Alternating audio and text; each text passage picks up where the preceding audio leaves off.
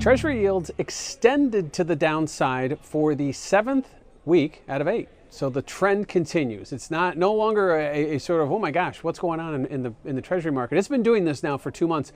And this week, we certainly are holding down on the lows. Lowest weekly settle since January. So we're almost going back to 2017 levels in order to kind of start talking about technicals. And right now the market just continues to trend that way.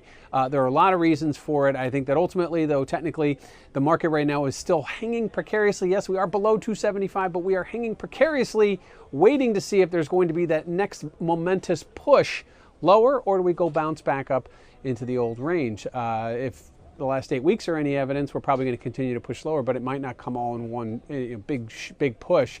I think as many had expected, once we broke through some of these technical levels, 280 and 275. We didn't see the momentum. We'll talk about that in a minute. Now let's look at market volatility. Market volatility remains very elevated in the Treasury sector. There's been a lot of buying, a lot of defense being put on, or what we'll call insurance towards lower yields. I think with the Fed in play, with higher rates, with the economy, although being hot and cold these days, seemingly on its way to the upside, there was a concern and likewise that rates were going to be going higher. And so now you have to position yourself for rates to go lower. Hence, we're seeing more buying of options, which makes volatility more expensive. And that's what we're seeing. So elevated volatility suggests that we're probably going to see continued concerns. I wouldn't yet call it panic, but certainly fear, I think, is driving this bus and not greed. And that is why we're seeing volatility higher, even as we head into a weekend and we have a holiday week next week.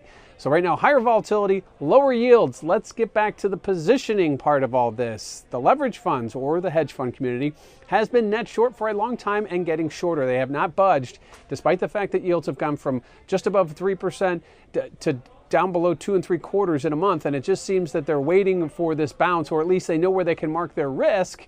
And that's right here. So that's why I keep anticipating there's going to be a push. There are still a lot of leverage funds out there that haven't gotten out, or at least haven't gotten out of their futures. And that to me suggests that there may be a big push coming. Now, if we do see an uptick in yield, if we see a downtick in price in treasuries, they could look to get out there. But I think that if we continue to see this momentum build to the downside, that you're going to ultimately see those shorts have to force, and that will cause a short cover rally in treasuries, pushing yields even lower. And that's the exaggerated move we've been expected. So as we head into the weekend and almost to the new year, we see treasuries trading near 2017 levels. Can it continue? It likely will, as this week and the weeks before it, I think, are just going to be the beginning of what we'll see in early 2019.